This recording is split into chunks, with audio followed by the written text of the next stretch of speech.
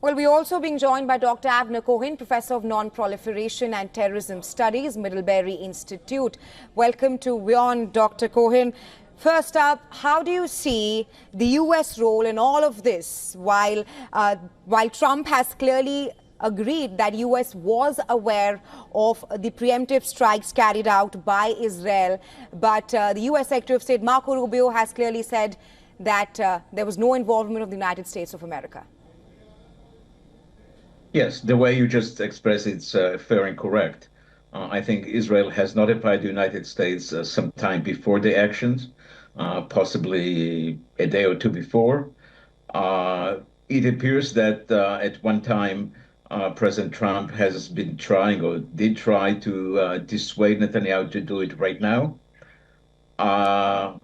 I believe the Israeli plan was so delicate and so much time has been invested into it, and there was so many, so to speak, attractive elements that Israel wanted to do it after the ultimatum, Trump ultimatum was gone. And the United States was not directly involved on the offensive side. So I think that's fair. How far the United States went in its effort to dissuade Israel to do it, it's as of now unknown. All indication as of now, and again, everything is preliminary, shows that it has been success that possibly Israelis themselves are even surprised. This is the first day of something that could take weeks even, possibly even more, and it's very, very difficult to know. We are moving into uncharted territory, but the first day seems to be very successful on the side of Israel, and I think there was a strong temptation for the Israeli to take action. Cohen, Trump has issued a second warning to Iran, saying that Iran still has a chance to strike a nuclear deal with the United States of America. And we have been talking about here as to how the U.S. was aware of the preemptive Israeli strikes. My question to you is, do you think U.S. is actually using Israel to strike a deal with Iran, especially after the last statement on Trump's Truth Social, where he clearly in a warning said that U.S. makes the best weapons in the world and Israel has a lot of them and Israel also knows how to use them?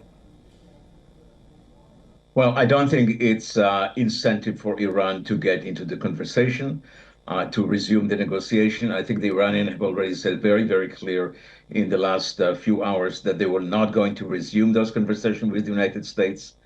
I think it's very naive to think that under that kind of circumstances, Iran would go back to the negotiation. I think for the time being, negotiation is not an option.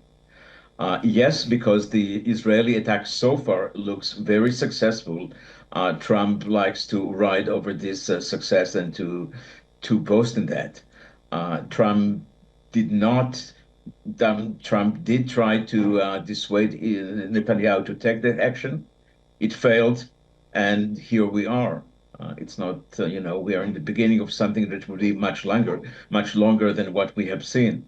This is the first day of something that could be much, much longer, and nobody can tell how it's going to be terminated.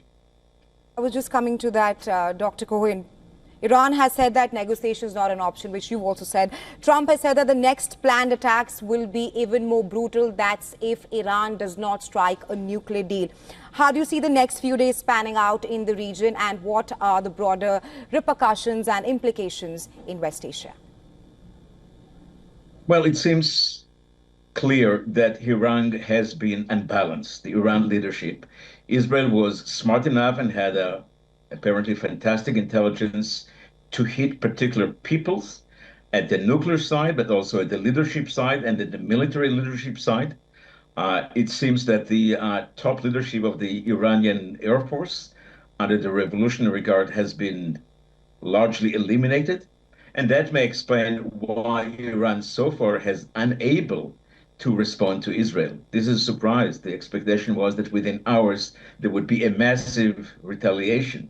This has not happened so far, and it is roughly 26 hours after the whole thing started.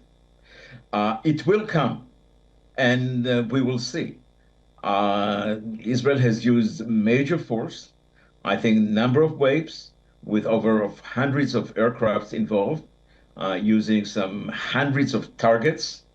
And we will see. We are moving into uncharted territory on the military side, on the political side, and the region has moved to a new phase. Dr. Cohen, you speak of how these are uncharted territory, but how do you assess the United States of America's position if Iran retaliates to Israel's preemptive strikes, and that's what Khamenei, Iran's supreme leader, has also warned? Yeah. I think a great deal depends what would be the Iran, once Iran get back to itself and started to retaliate militarily, whether they would devote all of their force only against Israeli targets in Israel itself, or whether there would be other targets, including in the region, let alone American targets.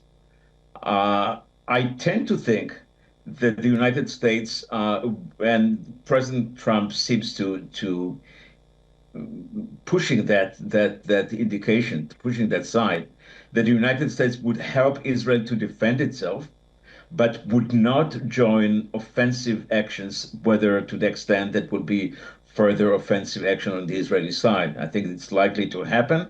I think it's the first day will be many others. And I think that if American targets are not going to be hit, the United States would do defensive things to help Israel to defend itself, but would not go further. If American targets will be hit, I think the United States would join this large operation. Right, Dr. Cohen, thank you so much for joining us here on WION with your insights on this. Thank you. Bye-bye.